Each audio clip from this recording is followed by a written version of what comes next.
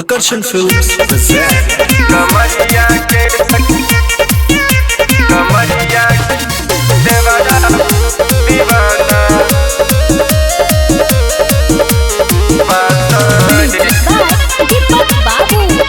कमरिया के हरे देवारा भइल दीवाना पाता रे कमरिया के पाता रे कमरिया के हाँ देवारा भइल दीवाना पाता रे कमरिया के अरे का हम सखी बताई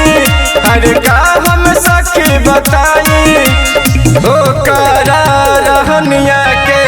देवारा देवारा सखी देवारा भइल दीवाना पातर कमरिया के सखी देवारा भइल दीवाना पातर कमरिया के कमरिया कमरिया सखी देवारा दीवाना कमरिया के नयन हर कनिया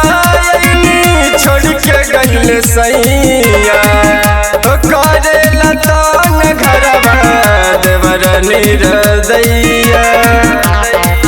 अरे हाथ धरेला हो सखी हम पे मरेला अरे कितना मना करीले अरे कितना मना करीले नहीं बुझेला परसनिया के देवरा हाँ देवरा सखी देवरा भइल दीवाना पातरे कमरिया के सखी देवरा भइल दीवाना पातरे कमरिया के कमरिया कमरिया सखी देवरा दीवाना कमरिया के ओ राजू बिहारी देवरा बाटे निदारा देखते अकेला सखिया पूरा लेला सरधा हर बाजा में धरेला नहीं बात बुझेला मुन्ना मलिक जी न बूझे अरे मुन्ना मलिक जी न बूझे अरे दारा दाम हरिया के देवरा देवरा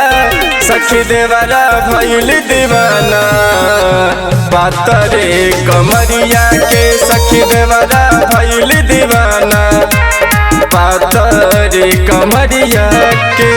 रिया रिकॉर्डिंग स्टूडियो नरकटियागंज।